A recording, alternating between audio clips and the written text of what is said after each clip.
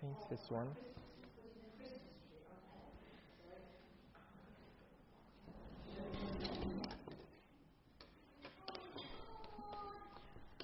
Right, start again.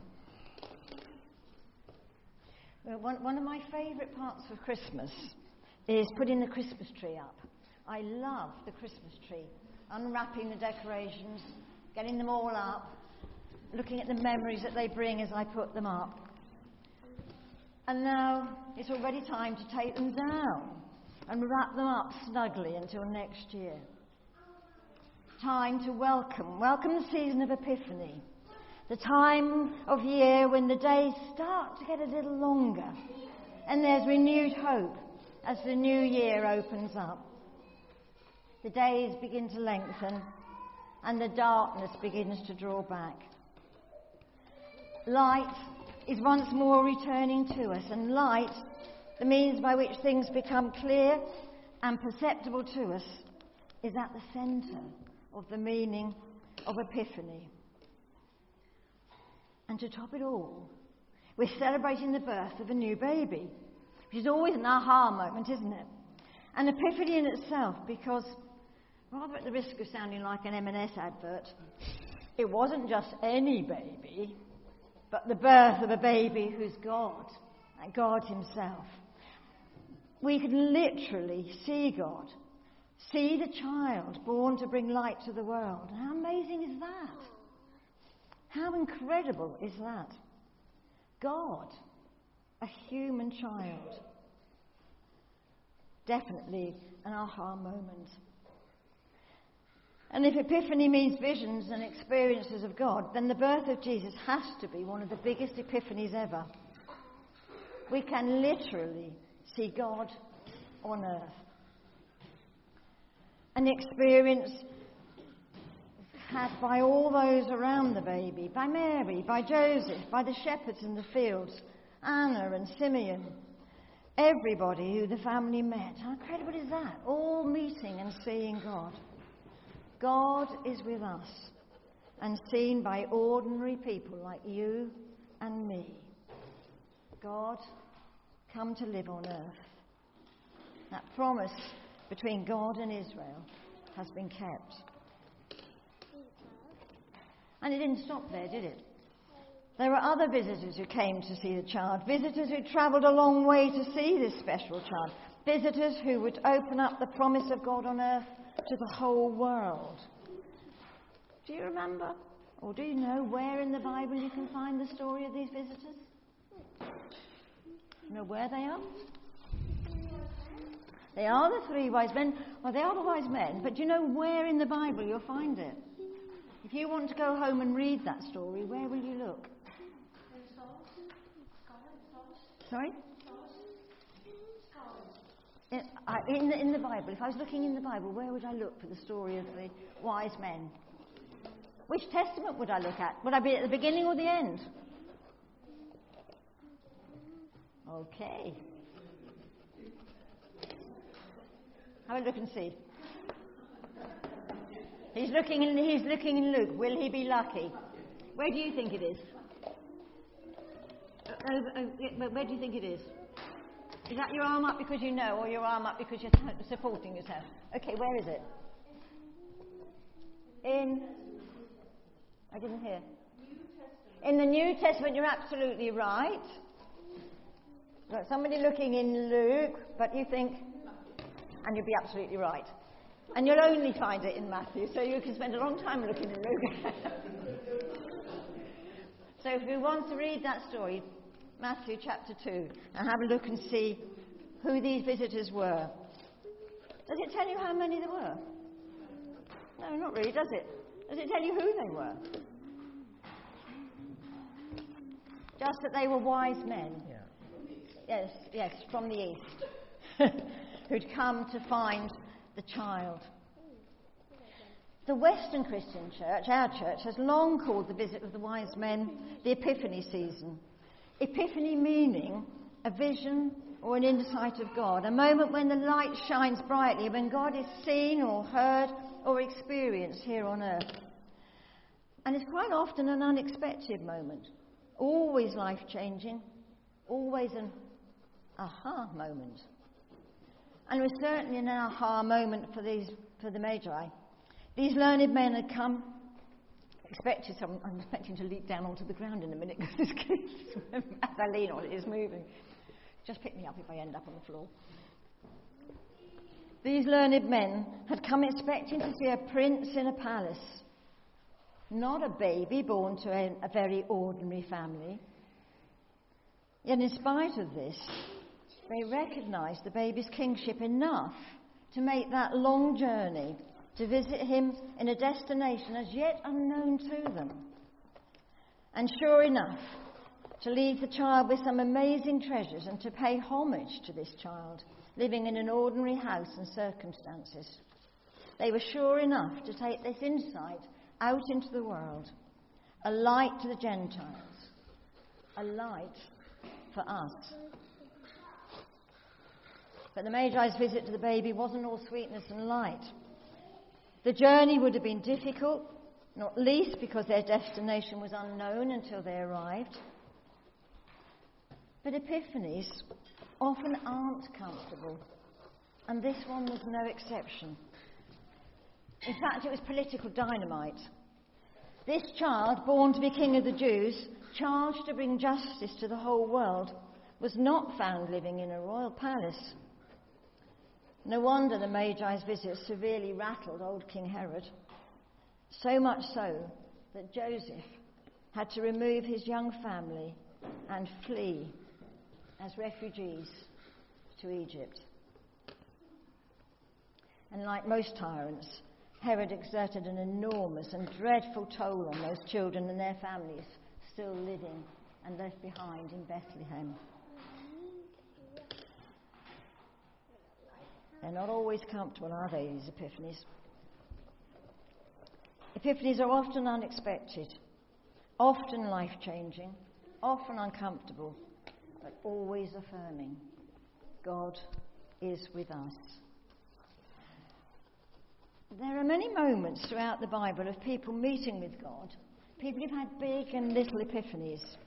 God's light shining into the world. I wonder if you can think of any of them. Are there any incidences in the Old or the New Testament where God has broken through and spoken or been with others? There are many, many, many instances in the Bible. Can you think of any? Can you remember any? People who might have been spoken to, had experiences, met with God. Paul, the big one, yes. Paul in the New Testament, the killer of Christians, the one who was going out getting rid of Christianity, who quite literally had a blinding light of recognition, a light which blinded him, an enormous epiphany as he met with God, and his life was completely turned round. Not an easy change of life. He went from being a well-respected Pharisee, a man who was charged with getting rid of all these Christians, and now becomes somebody who's not only blind but dependent on others as he travelled the world bringing the good news to those around the world. Can you think of any others? There are big ones, there are little ones. That's Paul. It's quite a lot of fun. Saul, he was so much he changed his name, didn't he? From Saul to Paul. What about the little boy that we heard about last week? The little boy's name begins with S. Do you remember? Samuel, yes. Samuel, who heard the voice of God, didn't he? Saul had this amazing experience with blinding flashes of light, and he falls down. Samuel's was different. Samuel was lying in bed when he heard the voice of God. Can you think of any others? There's over there, I can hear it.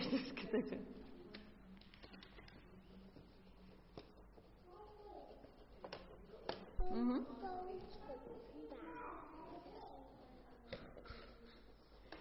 Okay, can you either shout it at me or can somebody repeat it for me?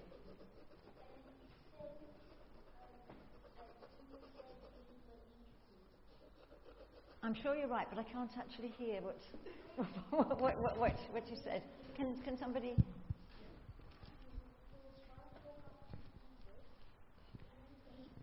He was trying to walk up to Jesus, and then he drowned, and Jesus said, "Do you believe me?" Ah, okay, yes. Peter seeing Jesus walking on water. Yes. When he saw Jesus doing magnificent things too. What about Mary, Jesus' mum? How did she get an epiphany? What did she have? What came to her to speak to her? An angel, yes, who came to gave her. And we heard this morning in two of our readings, we heard about Isaiah, who heard the voice of God and was called to preach on justice and peace, called to remind us that the servant leader will bring justice and peace in a peaceful way. I really hope that Donald Trump is listening. We also heard this morning about John the Baptist, who, when he baptized Jesus, heard the voice of God. "This is my Son, the beloved, with whom I am well pleased." And for years, the Christian church had the baptism of Christ as the Epiphany season. And it still remains so for the Eastern Church. Many, many more incidents. As you read the Bible, you will come across them and see them. All of these people were living perfectly normal lives until they literally saw the light or heard the word. And I hope you've noticed that these people come from all walks of life. There are so many examples of folk encountering God in the Bible and in the world since. All of them felt the call, all of them were changed by the encounter with God, and none of them expected it. It wasn't always an easy experience. It's heartwarming, at least I think so, to realise and really understand that God speaks to all of us in different ways. Maybe in dreams or voices, hymns, music, words. There are many ways in which God can speak with us. Our own epiphanies are, if you like, almost tailored to us. We won't all have the big events, the clap of thunder or the blinding light such as Jacob or Saul had, although some will. For many, it will be a quiet moment when God speaks to us. The little events when we've realised that God is with us. The increasing awareness that God is working in our lives. And we're starting to read some of those epiphanies in the testimonies that people are sharing with us. Last week and this week we were privileged to read Sue's testimony of hearing God, of recognising him properly for the first time. Do read the account for yourself, because it will encourage you in your own faith.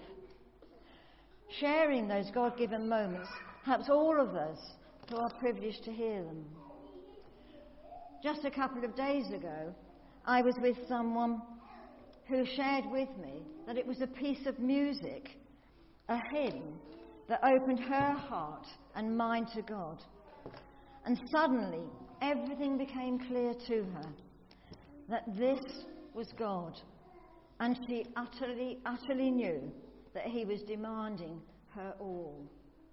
So thank you to our people who share music with us, because it's a great privilege, and people who write and bring music to us.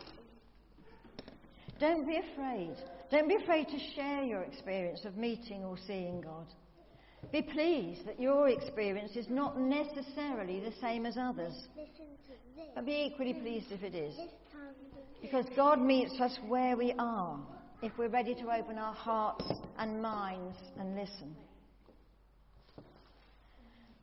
Sometimes it's not our own, but other people's epiphanies, other people's insights of God, which are the switching on of the light into our own lives.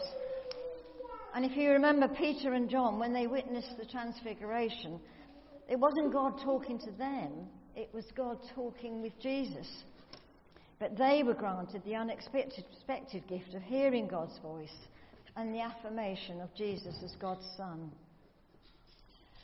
To be included in another's epiphany is a great privilege, as is sharing in the experiences of others. And we are encouraged when we hear the testimonies of others. So do please share, just as the Magi did 2,000 years ago. We need to take care and nurture those God experiences, both those of our own and those of others. We feed on them, protect them. Do not let the light coming through be dimmed or damaged or extinguished. Because it's in the dark times that we need the light, the hope that God has promised to us all, the hope that came to us at Christmas. Hope that leads us to trust that God doesn't stand at a distance, that God is not untouched by our pain, our sorrow. In Isaiah 42, we heard just now, as Laura read, a bruised reed he will not break, a smouldering wick I will not snuff out. It doesn't mean an end to all our problems, but it does mean that we are not alone. God is with us, bringing light into the darkness. Many years ago, when my girls were still at primary school, I became quite ill, and I was undergoing many, many tests. On one such occasion, I plodded up the hill. Now, this is so long ago, I was plodding up to St Luke's, which was a big hill, to yet another test, pondering variously as I struggled up the hill whether I would be finished in time to collect the children from school, what I was going to cook that evening, and what possible form of torture might be being prepared for me this time. And all those thoughts were going round my head as I was plodding up the hill, when suddenly I felt as if God was just pouring himself into me, and I was just suffused with the warmth and love of God's Spirit. And I knew with a certainty that whatever the future held, I was not alone. God was with me. I hadn't heard anything, I hadn't seen anything, but I had literally felt God. Some years later, I was reading my medical notes, only to read that the consultant had noticed the peace and calm that I'd carried that afternoon. The experience didn't cure me. I was diagnosed with ulcerative colitis, but it certainly helped me manage a really challenging time. I was not alone. We have the promises made in the passage in Isaiah that we heard this morning. I guess most of us have felt like a bruised reed at times, buffeted by hard times, poor relationships, ill health. Listen to Paul in 1 Corinthians. We're hard pressed on every side, but not crushed. Perplexed, but not in despair. Persecuted, but we're not abandoned. Struck down, but not destroyed, because we always carry around in our body the death of Jesus, so that the life of Jesus may be revealed in our body. The last few months, for me, have been quite dark. But when I look back over the time, I can see in that darkness the angels of light who offered comfort, support, help, reminding me that God is with us so often in the love of other people. And that became my rod and my staff as they comforted me.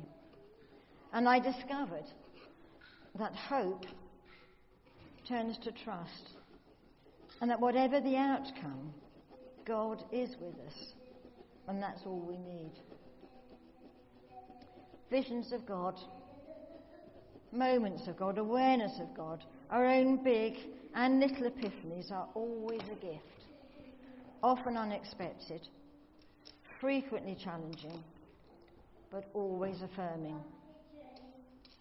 Sometimes they are gradual, just as the night slowly gives way to the day, or a dimmer switch slowly turns to light a room. At others it may be sudden and dramatic. But whichever it is, let it speak to you. Let it inform you. What is the call on your life? What is God saying to you? Will you let that encounter support your life and change your life? Will you pay homage to God? Will you let that light of God shine in your life, and will you share that light with others? And let us thank God. Thank God for those God-filled moments in our lives, and pray that the epiphanies we have, we share with others. Amen.